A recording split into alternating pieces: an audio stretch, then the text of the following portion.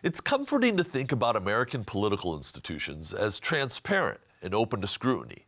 But today's guest describes a campaign finance system built increasingly on so-called dark money. She's Anna Massoglia this week on Story in the Public Square.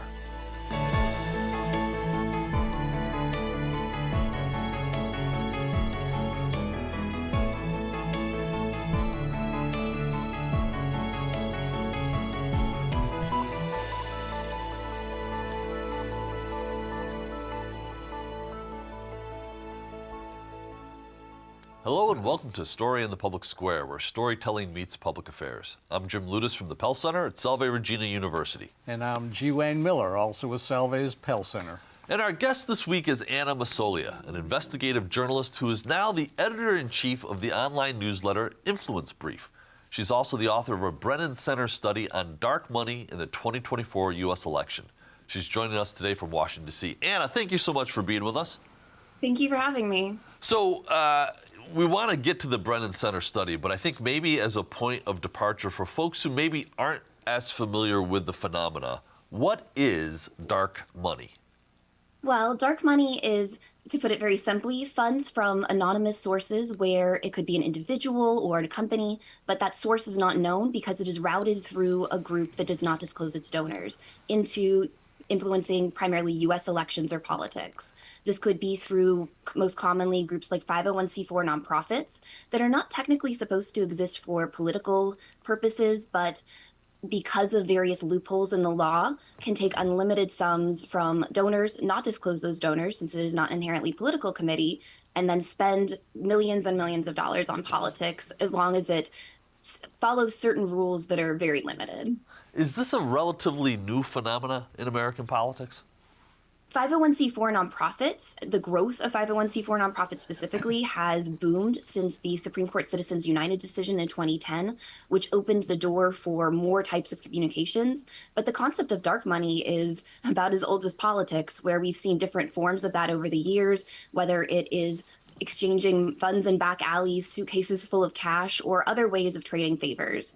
More recently, after Richard Nixon, where we had the Federal Election Commission and the evolution of campaign finance rules, we have seen new regulations of the old-fashioned corruption and also new tactics being exploited by dark money groups and other political operatives, focusing on things like 501c4 nonprofits, focusing on online media. So in short, dark money is a constantly evolving concept. It's no longer suitcases full of cash. It's become much more complex, routing money through different types of funds and into the political system. So how much dark money was spent in the 2024 election cycle? Do you have an estimate of that? We do. In the 2024 election cycle, we saw around over $1.8 billion, and that's billion with a B. Wow. And so it's a huge sum where it coming in through a variety of ways. And inherently with this analysis, this is just what we were able to quantify. Dark money is so much bigger and more expansive than what we were even able to track. Our analysis and this was with my analysis with the Brennan Center, included looking at traditional dark money spending. So this is spending that's disclosed to the Federal Election Commission that regulates campaign finances. But because dark money groups are required to disclose that spending and sometimes get scrutiny pushing them to disclose their donors when they report that spending, they've increasingly started to rely on various other tactics. One of those is issue advocacy ads. So these would be ads that don't explicitly say vote for or vote against a candidate, but paint them in a very favorable or disfavorable light. So attacking them or saying how amazing they are or terrible. Because these different advertisements avoids those certain magic words that were set out by the Supreme Court case in Buckley v. Vallejo, not to get too in the weeds with that, but because they avoid certain words, they can spend unlimited sums without disclosing that to the Federal Election Commission unless it is a traditional media like TV or radio, and only during a short window of a few weeks before Election Day. If they're spending online, they can spend unlimited sums without ever, not just disclosing their donors, but even ever disclosing their spending, mentioning candidates, boosting them, or attacking them as long as they avoid those words. We're also seeing money routed through what are called super PACs, which are a type of political committee that can raise and spend unlimited sums so long as it discloses its donors to the Federal Election Commission. But due to the ways the laws are structured, a super PAC could just take money from a 501c4 nonprofit that does not disclose its donors, which is kind of gets around the intent of the law by, even though it is disclosing its donor by the books, the ultimate funder is still hidden. So who receives this money? Is this elections at the federal, state, regional, city, municipality level, or talk about that? We've really seen dark money trickle down to all levels of government at this point. The biggest concentration that we've been able to track is at the federal level, where we're seeing big money across the board pouring into presidential elections, congressional elections, but we're also seeing it in gubernatorial elections, in state legislature elections, and even down to city council in varying places, or school board elections. And so it's really something that has continued to grow at a very rapid pace in recent years. So this is money that goes to politicians or people seeking to be elected from any party. Is that correct? This isn't just confined to the left or the right or in the middle. Do I have that correct? That is correct. Both parties have benefited from dark money substantially. Traditionally, right after the Supreme Court's Citizens United case, we saw conservatives benefiting more and really embracing the concept more. But in recent years, starting right around the 2018 midterm elections, we started to see liberal or Democratic candidates benefiting more. And that is a trend that's continued in all of the most recent election cycles. So that includes 2020, 2022, and 2024, where we're seeing Democrats who are much more prone to decry dark money, to say that they are pushing for disclosure, actually benefiting more at this point. Wow. I have so many questions I want to ask right now. No kidding. Let me start with this one. And I think you touched on this already, but if dark money is dark, if in other words it's opaque in terms of what we know about the origins of that money, how are you able to quantify that $1.9 billion number? That's a great question. So looking at least at the Federal Election Commission filings, we're able to piece together tens of millions. Those are disclosed to the FEC because they are either explicitly saying vote against a candidate or the equivalent, or they are issue ads during that window that are on traditional media. But the other piece is we rely on sources like Ad Impact to find TV advertisements that might not be disclosed to the FEC. You can also look through Federal Communications Commission filings, though they are very complex and require a lot of time to analyze. And so we relied on Ad Impact for the purpose of this specific study, as well as Kantar data in partnership with the Wesleyan Media Project. For online advertisements, there's no one-stop shop in the way there is for TV and radio. And so with online advertisements, you have to go to different social media platforms or online ad platforms that have voluntarily disclosed information about their political ads. One of the biggest limitations to this is not all online ad platforms have actually created these databases and made them publicly accessible. And so we're effectively relying on the companies to put all of this information out there and maintain it. But in this case, we looked to Meta, which has Facebook and Instagram. We looked to Alphabet Inc., so Google and YouTube, as well as Snapchat and X, previously Twitter. But one of the other issues with these databases is there is some volatility. For example, Meta recently announced they are not going to be keeping all of the inactive Facebook ads anymore. And so if you're trying to get a comprehensive picture, it requires regularly checking this information, downloading internal copies of the data in many cases, and is not the easiest thing to piece together. The average American would likely not want to go through all of this work to better understand that spending. So Anna, you said that, so 1.9 billion that you were able to identify out of, I think it's, I looked this up last night, about 15.9 billion overall in federal spending, both dark and, I guess, light funding. How does that compare historically? Are we seeing more and more money going into dark money? And what accounts for those growing numbers? We are really seeing more money flowing into the U.S. political system overall. So going into super PACs from disclosed donors, like whether that be Elon Musk or the George Soroses of the world, which can sometimes be routed through 501c4s as well.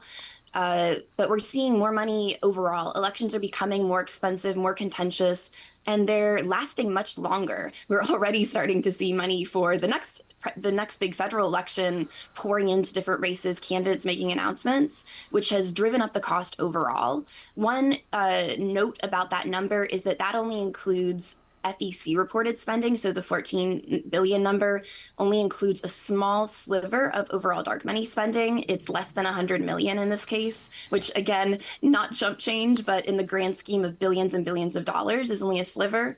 Whereas when we look to the TV archives and ad archives and contributions, that's not encapsulated in that number. So it is actually much bigger by the nature of the fact that we can't track everything. Do you even have a ballpark sense of how big that number actually is? No, it's very hard to tell. This is the most we've been able to track just looking at this year versus, for example, the last presidential cycle in 2020. In 2020, we were able to track just over 1 billion. It's now up to over 1.8 billion. And so that's a huge increase just between one presidential cycle and the next. But during that time, we also saw new online ad platforms pop up.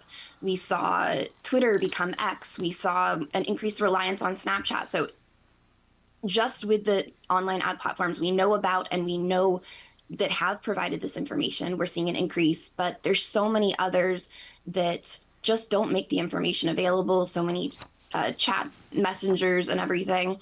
Also, even within the platforms that make the information available, we don't know what might be missing, what could have been removed, in particular with platforms like X that have less than reliable histories with the information they're making available.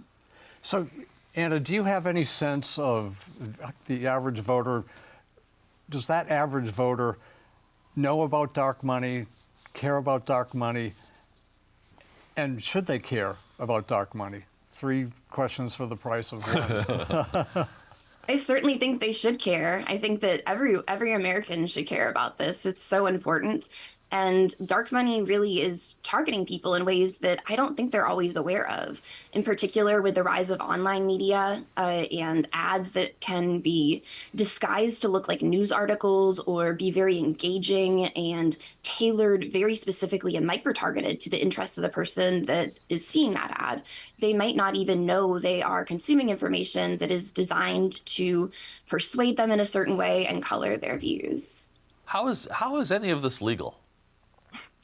That's a great question. Over the years, we've seen the government try to better regulate dark money through varying methods. The Federal Election Commission, when it had a quorum, trying to enforce to some extent, but there's just so much of it and it's evolving so quickly. And the Federal Election Commission in particular has lacked resources and the design does not always lend itself to enforcement. So over the years, that has been one of the impediments, as well as within Congress. There isn't always an incentive for members of Congress to actually address this in a meaningful way. There have been proposals to attack dark money, but oftentimes don't go anywhere, don't attract enough support from either side of the aisle to really address it. And one of the big issues says, even if we do end up passing certain pieces of legislation, dark money continues to evolve. What is happening today and effective today might not be in a few months. See, I'm wondering too, though, if you mentioned that both Democrats and Republicans are benefiting greatly from the contributions into these dark money groups. Do they have any incentive to try to regulate and to shine some light into these spaces? In some cases, it can be a public opinion issue where voters are not exactly the biggest fans of money coming in from anonymous sources of dark money. The fact that it could allow foreign money in that is entirely undetected. So I think one of the biggest incentives for politicians to at least take public stances against dark money is to appease the voters that they are supposed to be representing. But there's also the fact that they're benefiting from it.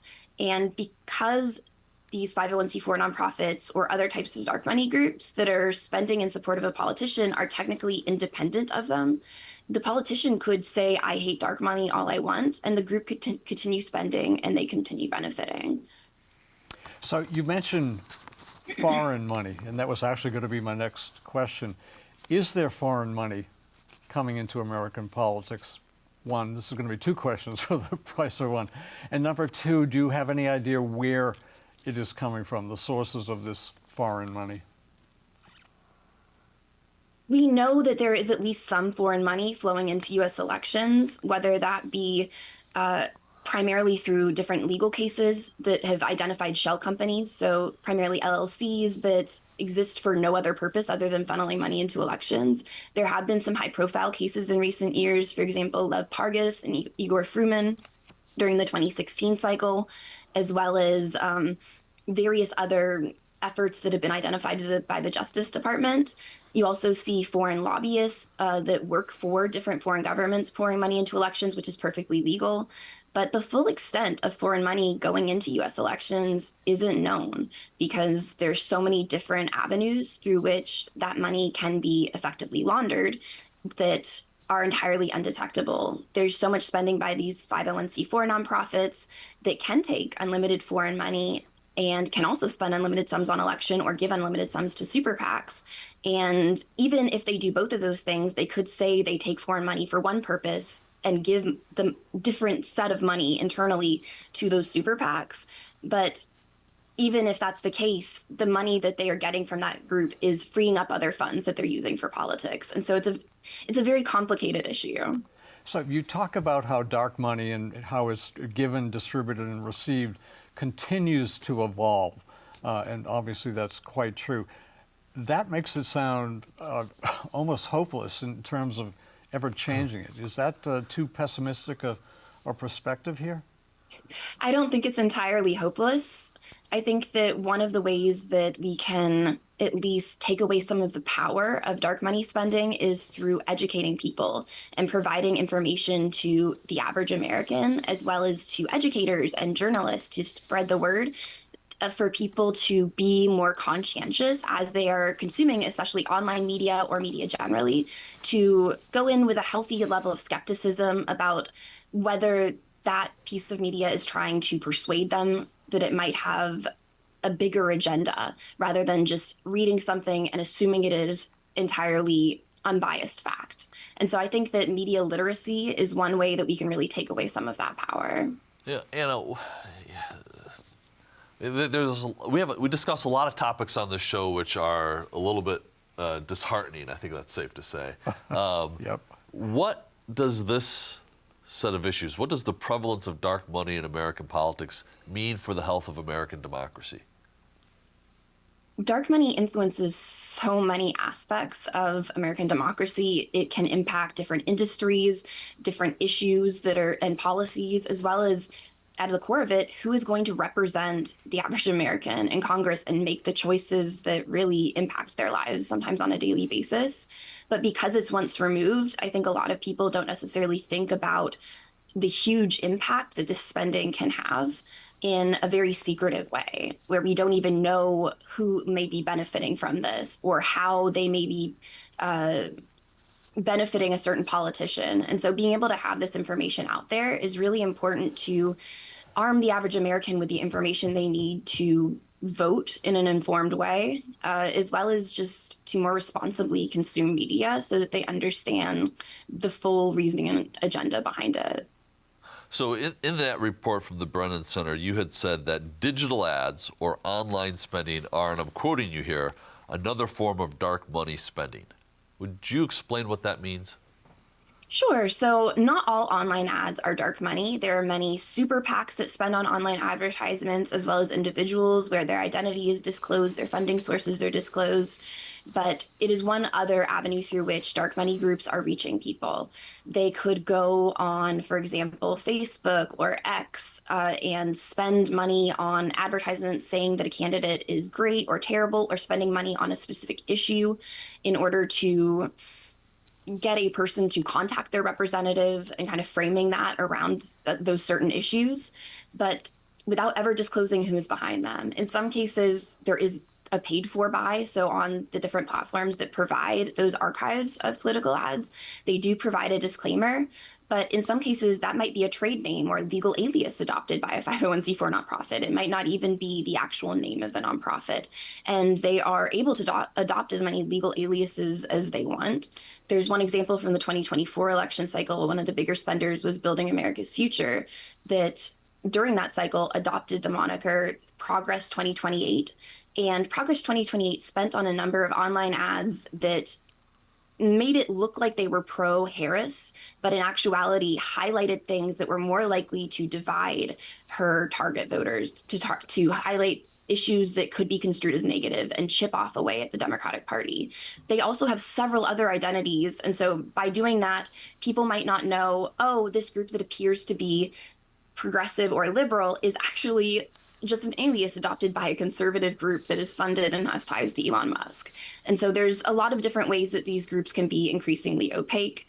There's also the issue of influencers online that is even harder to track, where groups could not necessarily pay influencers to endorse them, but give them money to make a video and give them free reign over what to say, but heavily incentivize these influencers who many, especially the next generation, rely on for their information, that they've established a brand and trust, and would be more susceptible to receiving information about a candidate, whether it's positive or negative, than from a campaign or super PAC that they might be more leery of. So you mentioned the importance of media literacy, and we couldn't agree more. We talk about that frequently on this show. Should media literacy be taught in schools? I'm not sure where the appropriate forum is for that. There are different organizations that have looked into that more and looked into what is most effective. So I would certainly defer to them on that. But I do think media literacy is something that needs to be taught early on, as children are consuming information, as ads even target children in many cases. I know people whose children have seen political ads after children's videos. And so these things do not discriminate. Wow. They find ways to get around that, even if they're not technically supposed to target children. It starts young, and it's a much larger influence machine. It's not just necessarily targeting voters, it's targeting the larger infrastructure to change on issues.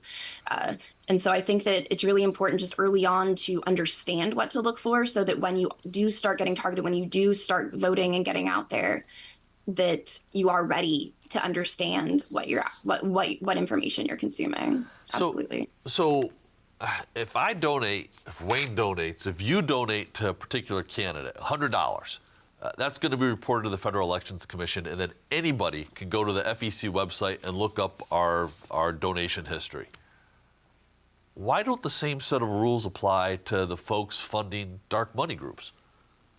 Well, dark money groups are distinct from campaign committees that are officially affiliated with a candidate, or even from political committees or super PACs or parties, because those groups register and say they are explicitly political. They exist to spend on elections, whereas 501c4 nonprofits, which is one of the main types of dark money groups along with shell companies, the 501c4 nonprofits are supposed to exist for social welfare purposes.